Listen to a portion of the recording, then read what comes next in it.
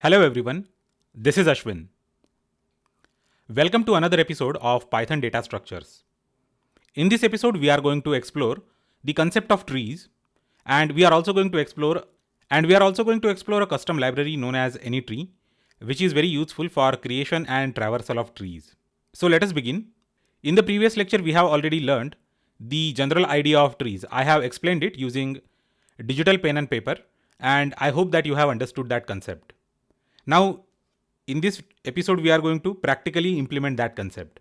We are going to write our own data structure in order to create a tree with Python programming language. So let us begin. So here we are going to say defining our own tree, and let me execute it. So this is going to create a heading. Now let us create a class that is going to define a tree. And okay. So this is the class that defines a tree. Now I'm going to say def init. This is the constructor of the tree, and self comma name equals to root. This is the default argument for that parameter. And I'm going to say children equals to none. That's it. Now self dot name equals to name. We are assigning a name to this tree, and self dot children equals to an empty list if children is not none. So is not none is implied. Okay, we don't have to write the entire code. That is the Pythonic way. Self dot add child and child. So I forgot actually small thing. I have to write a for loop for child in children. And here self dot add underscore child. So what we are doing here is we are reading this children argument, and if it is not none, then we are going to add each and every child individually into that particular tree as a child node. And we have to define now this add child method. So def add child. Now this add child is going to be called here at self.addChild of child. And I will say self comma node and assert is instance node comma tree. And finally self dot children dot append of node. So this is how we can add a child node to a particular tree. And let us write another definition of another function. So it is def repr self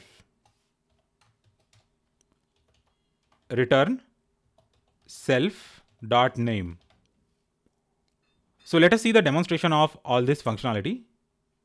Okay, it is saying that there is some problem. Okay, so here we made a mistake in the assert statement. And yes, let me delete this one and let me execute this entire block. So we are cool here. We have defined a tree, and that tree can have multiple children. We can add a child node to the list of children like this. Okay, and let us get started. T equals to tree. Let us pass it the list of children. So basically this is a recursive definition of a tree, and it is quite interesting to see all these things in action. Okay, so here I'm going to say 2 and plus. Basically we are building a expression tree here It is very useful in compilers. And let us have children for this tree also. Okay. So I will just say these two things. And here it is going to be 3 and 4. And that's it. That is the definition of a tree. So this is how basically we can define a tree in Python. So we have created our own custom data type known as tree. Okay, is instance. Let us save it and let's redefine it. Let's run it again. And here we can have our own tree. Type of t. Then if I execute it, it tells me main.tree. So the type of this t is main.tree. This is how we can define a simple tree in Python programming language. This is a custom made tree. So now it is very difficult to write the functions for a traversal as well as visualization for this tree from scratch. So there is another library. It is known as AnyTree. So AnyTree library. It's a custom Python module and we have to install it from Python package index with the command pip3 install AnyTree. So for the preparation of this episode, I had already installed AnyTree. That is why it shouldn't take much time to show us that the command's execution is a success. So here it says requirement already satisfied. It means that this software is already installed on this particular computer. But in case you are going to install it fresh on your computer, then it is going to take quite a while depending on the speed of the internet that you have. Now we can import this AnyTree. Import node and render tree. So basically this AnyTree is a module for defining any sort of arbitrary tree data structure. You can define the parent node, you can define the children, then you can traverse that tree with in-order, post-order and pre-order traversals. You can also visualize the tree with various type of ASCII art, and we are going to see everything in detail in this episode. Now let us see an example of a tree created with AnyTree library. So we can create our custom trees. I already told you that. Now we are going to see a demonstration of that. So let us first create a node known as A. So A is the name of that node and the name of the variable that is storing that node is also A.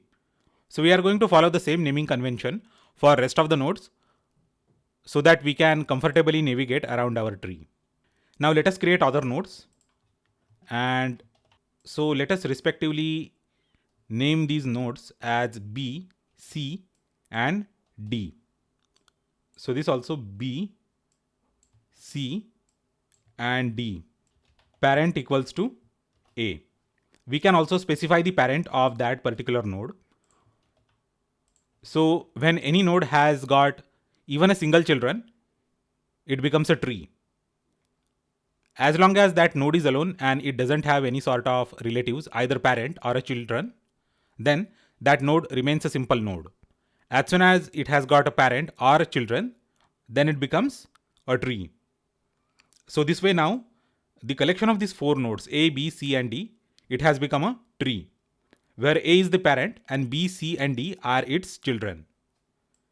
So we can follow the same format for next nodes, next 5 nodes. We are going to define next 5 nodes. So B is going to be the parent for next 3 nodes. And C is going to be the parent for next 2 nodes. Now let us give names to rest of the nodes. And we are going to use the alphabets E, F, G, H, I. So E, F, G, H, I. So this way we have a tree now where A is the node and B, C, and D are its children. B also has got its own children, E, F, and G, and C has got its own children, H and I. D doesn't have any children and it is a leaf node. So the nodes that do not have any children, they are known as leaf nodes. So let me execute this. And we can even render the tree with render tree of A. And we have already imported this render tree function in this particular line. So this is used to render the tree. Okay, so I guess we have to use it with the print function, print render tree of A. And this is how it is rendering that tree. Now this is the root node, and this is the node B, this is node C, and this is node D. This is node E, F, G. Similarly, these are node H and I. So it is actually showing us just like the file system of any Unix-like operating system. Now there are a lot of options we can render the tree. So I can even render it with this option by underscore ATTR. And let us see what the output looks like. And this is the output. So this is actually showing us directly the nodes, not the path. So here we can see even the path from the root node for a particular child. So E can be reached by first visiting A, then visiting B, and then finally we can visit E. We have a lot of render methods. So let us see all of them one by one. So let us continue drawing the trees with various styles. Now till now we haven't applied any sort of style explicitly. And now we will learn how to apply some style on this render output. So I will say from any tree, import ASCII style. And let me go ahead and print this thing, comma, style equals to ASCII style, and let me execute this. And this is the output of the ASCII style. I can also avoid that by attribute, and it is going to show us the full path of those nodes from the root node. So we will continue experimenting with various styles. And for that, now we are going to import one more style, CONT style. And here also we have CONT style. And if I execute this, this is the continuous style. Let me show you the cont round style. Cont round style. And let me copy this and let me paste it. And here we have the round edges. Let me copy this again and let me paste it and say double. And let us paste it here. Now here we have the double style. So we will have a set of double lines as the path lines. So here we have a single line showing the connection, and here we are going to have double lines. See, here we have double lines. Now let us see how we can traverse a tree. We know that there are multiple methods for traversing a tree. The first one is pre-order, second one is post-order, third one is level order, and we also have iterative level order stuff. And the final one is zigzag group iteration. So we are going to use all these methods for traversal of the tree.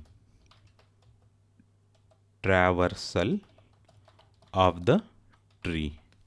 And if I drop down and say the markdown, then it is going to make it a heading. So let us show that tree again, and let us use actually this thing.